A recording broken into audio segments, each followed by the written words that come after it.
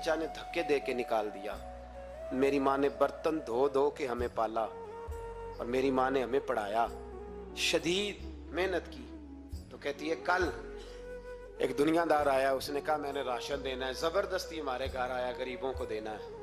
कहती है मेरी माँ ने कभी हमारे सामने दुख नहीं अपना खोला कि मैं बड़ी गरीब हूँ, मैंने जवानी तुम्हें, लेकिन क्या अजीब मंजर है कि उसने एक तोड़ा दिया राशन का, तो सवेरे जब मेरी अम्मा जोर के बाद काम करके आई है तो रो रही थी।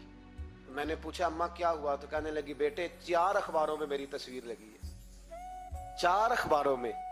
मुझे क्या पता उसके पास कितने मोबाइल थे, कितनी तस्वीरें खींचता रहा।